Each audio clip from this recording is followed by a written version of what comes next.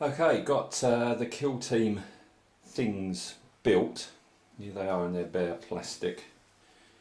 There's the rather large crane,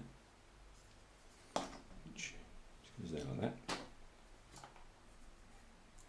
And then there's a turntable which it sits on, like so. So it's pretty nifty. And we got, I didn't realise you actually get two tractors on the box. This one is attached to that crane, but here you got a little tractor going on there like that. And this one, really like this grille at the front. In fact, it's also almost got a face. Really like that.